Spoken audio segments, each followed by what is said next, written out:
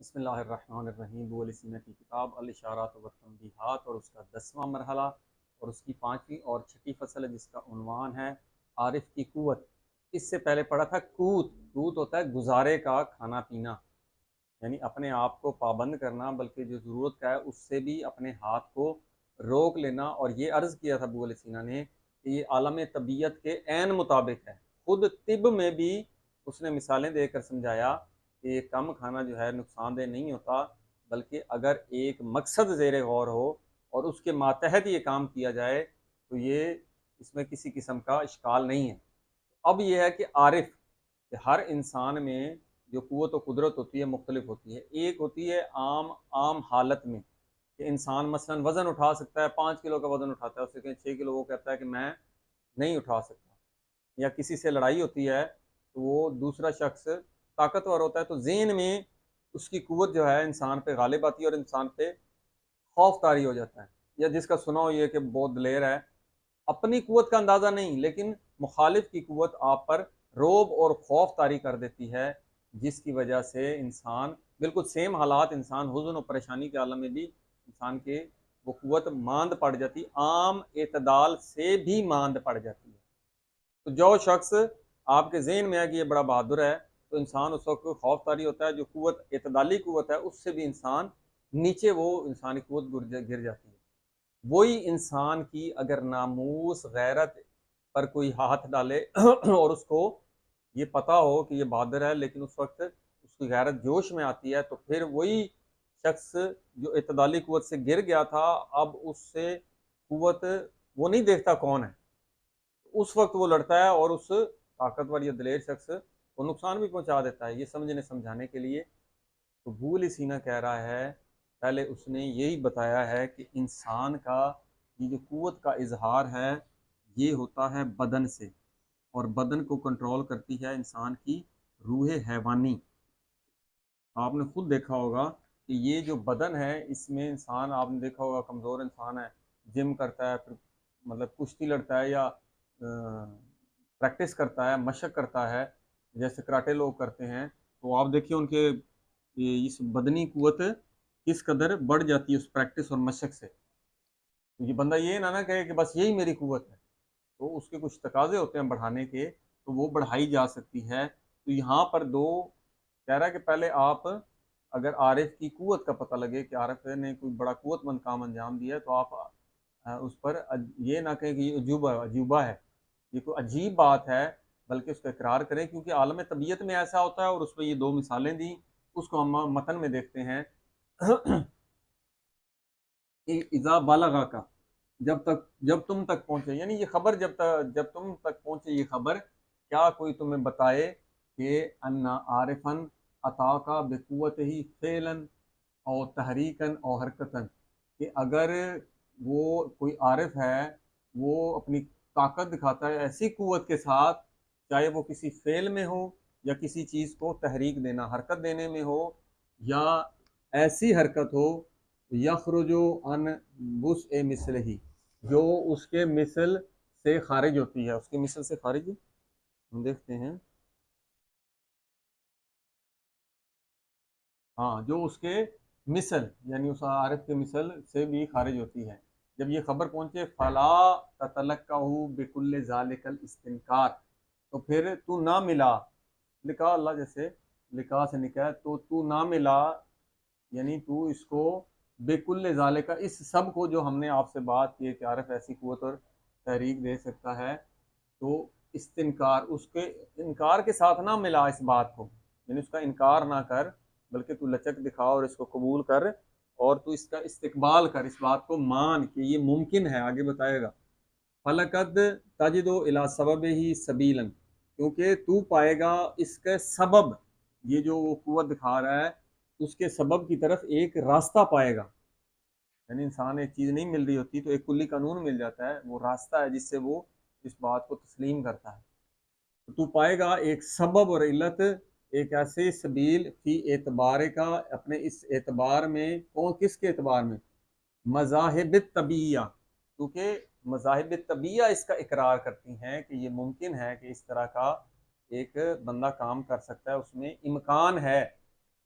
وہ عالم طبیعت اس کا اقرار کرتی ہے، جیسے کوت کا کہا تھا گزارے کا، تو یہ عالم طبیعت اس کا بھی اقرار کرتی ہے، آگے اس کے اب وضاحت کر رہا ہے کہ دو قسم کی جو انسان میں حالتیں ہوتی ہیں، ایک انسان کی داخلی ہوتی ہے، حزن اور خوف داخل سے آتا ہے، اور اس کے مقابلے میں طے شانہ جو خارج سے آتا ہے، وہ دونوں جو ہیں آپ کی ایک قوت کو کم کر دیتا ہے، اعتدالی قوت کو ایک بڑھا دیتا ہے، تو یہ عالم طبیعت کے مطابق ہے۔ قد یکون لل انسان، کہتا ہے کبھی کبھی انسان کے لیے ہوتا ہے، وہو اعلی اعتدال من احوالہ، انسان کے لیے، ہاں یہ آ گیا اس کا فائل، کبھی کبھی یکون انسان کے لیے در حالانکہ وہ کیا ہوتا ہے اپنی حالت کے اعتدال میں، اعتدال من احوالہ، اپنے احوال کی اعتدالی حالت میں ہوتا ہے، تو اس وقت کیا ہوتا ہے یکون للانسان، اس کے لیے ایک حد ہے، یہ اس کا فائل ہے، یا یوں کہ کہنا کا اسم ہے، تو ایک اس کے لیے حد ہے اعتدال میں، یعنی اعتدال میں ایک وزن اٹھانا، یا 1 گھنٹہ دیکھ سکتا ہے یا سن سکتا ہے، ہر احوال میں سے سب کے لیے ایک اعتدالی حالت ہوتی ہے، سٹینڈرڈ ہوتا ہے کام انسان کا، تو اکثر منع کرتے ہیں کہ سٹینڈرڈ سے زیادہ نہ کریں، اتنا کام اتنی دیر کریں، کیونکہ یہ عام انسان کا اعتدالی حالت ہے، سٹینڈرڈ ہے، تو انسان کے لیے ایک حد ہوتی ہے وہ اعتدالی حالت میں، کہ من المنت، کس چیز میں،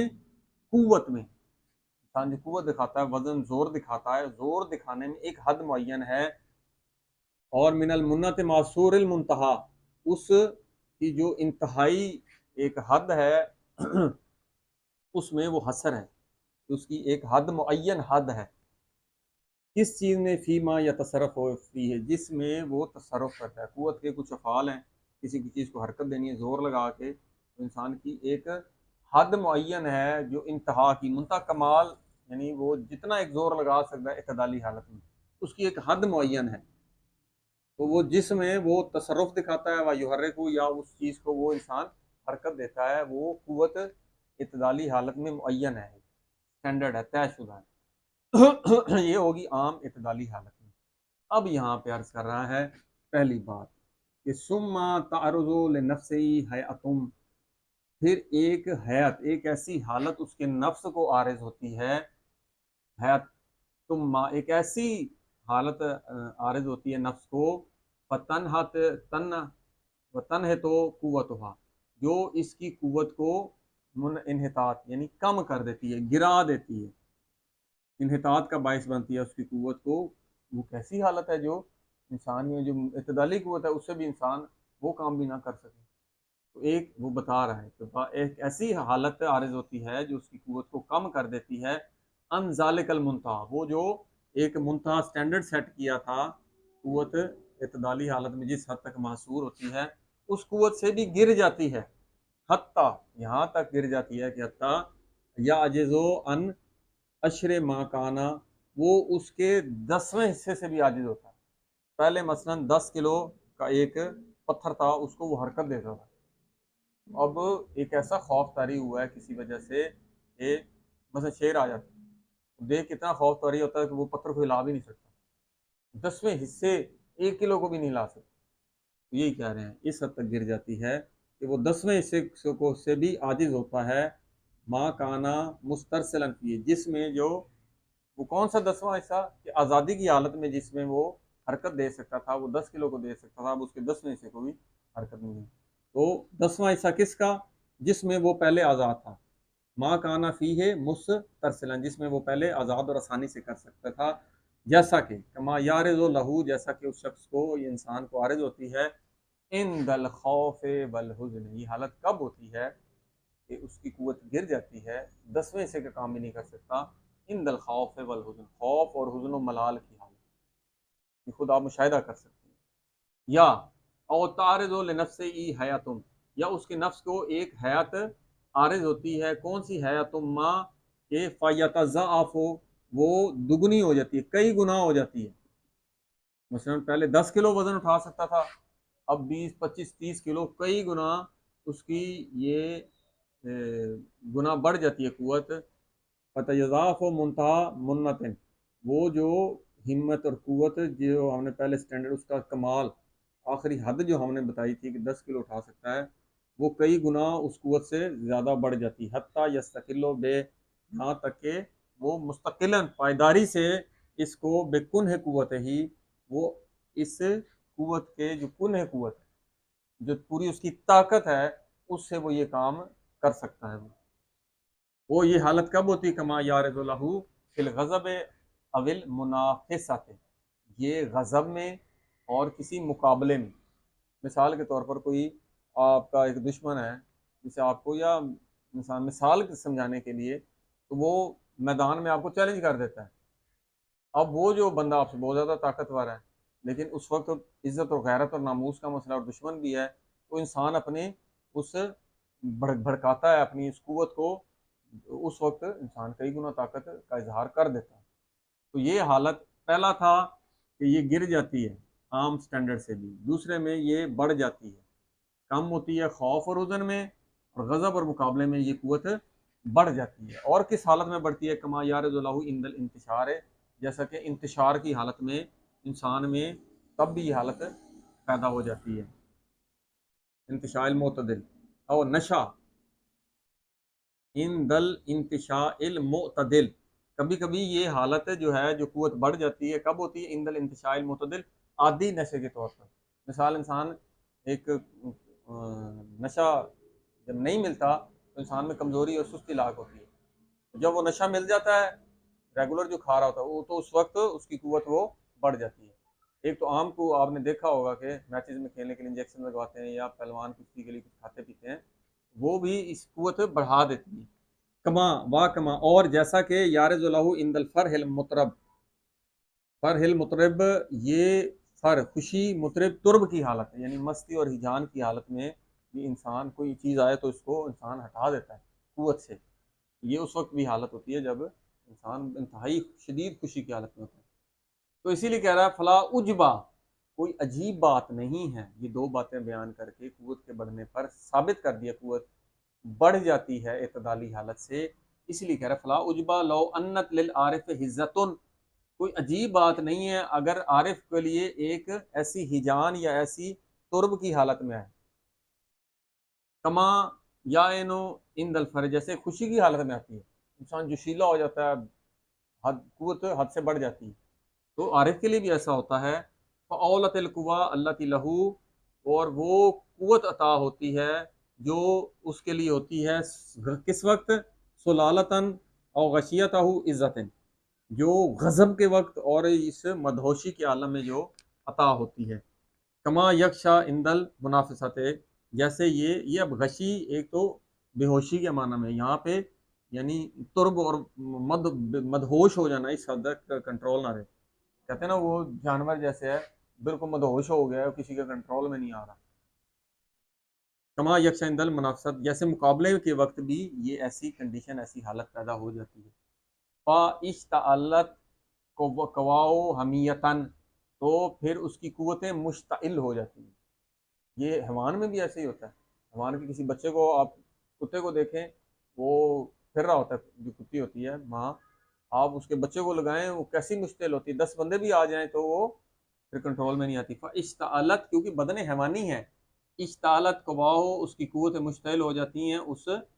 حمیتن، یعنی رشک کے طور پر بھی لکھا ہوا ہے، حمیت غیرت کے معنی میں بھی ہوتا ہے۔ مکان ازالے کا، اب وہ کہتا ہے کہ عارف میں کیوں نہ ہو۔ آپ دیکھیں انسان کی ناموس پہ کوئی ہاتھ ڈالے یا اس طرح غیرت ہے، وہاں انسان مشتعل ہوتا ہے۔ اور یہ تو عارف کا جو توجہ ہے اس حق کی طرف ہے، اس کا جو اصل مصدر اور جس بنیاد کی وجہ سے اس میں اشتعال آتا ہے، وہ عام اشتعالات سے، مشتعل کرنے والی چیزوں سے کس قدر بلند اور مافوق اور بڑا ہے۔ اسی لیے کہتے ہیں مکان ذالک اعظم، مکان ذالک اعظم و اجسما، تو وہ کہتا ہے کہ یہ جو بات ہم نے کی ہے، کہ یہ جو حمیت ہے یہ بہت بڑی ہوتی ہے، اور بہت مجسم، بہت جسمی لحاظ سے بھی سمجھانے کے لیے کہہ رہے ہیں، کن چیزوں سے؟ من مقابلے والا، ما یکونو، جو کہ آتی ہیں، کس وقت ہوتی ہیں؟ ان تربن او غضبن، جو ایک مدوشی یا غضب کے وقت آتی ہے ایک حالت، وہ اس سے کتنے ہی گنا جب عارف کی توجہ اس طرف ہوتی ہے تو وہ کس قدر وہ قوی ہوتی ہے، مضبوط ہوتی ہے، ان کے مقابلے میں بھی دوشی اور غضب کے۔ کہتا ہے وکیف لا، کیوں نہ ہو، عارف میں یہ قوت کیوں نہ ہو، وذالکا بصریح الحق، یہ حق واضح حق تعالیٰ کے ساتھ۔ تمام قوتوں کو مصدر وہ ذات ہے کہ انسان اس طرف جب متوجہ ہوتا ہے، اور یہ متوجہ توجہ بھی روحانی ہے، اوکلائی ہے، تو وہ روح جب کبھی ہوتی ہے تو وہ بدن سے بہت بڑے بڑے کام لے سکتی ہے۔ آگے اس کی اگلی 5 فصول اس کی وضاحت میں آئیں گی۔ تو یہ بصریح علاقے اور بمبدا القوا، جس قوت سے انسان نے یہ چیز اپنا اثر دکھانا ہے یا تحریک دینی ہے یا حرکت دینی ہے یا فیل کرنا ہے، وہ اس کا مبدا قوا ہی وہ اس طرف اس کی رغبت ہے، تو وہاں سے قوت نہیں ملے گی۔ وہ اصل رحمت، اور رحمت کی اصل بھی وہ ہے جس کی طرف انسان متوجہ ہوا ہے، عارف کی توجہ وہی ہے رحمت کی طرف، وہ اصل قوا کی تو اس حق تعالیٰ کی طرف۔ بدرجہ اولا مادی جو علتیں ہیں ان سے یہ علت جس کی طرف عارف راغب ہوا ہے یہ کس قدر قوی ہے، اور اس کا اثر ان قوتوں سے بہت ہی زیادہ ہے۔ انشاءاللہ اس کی مزید وضاحت اگلے فصول میں، والحمدللہ رب العالمین۔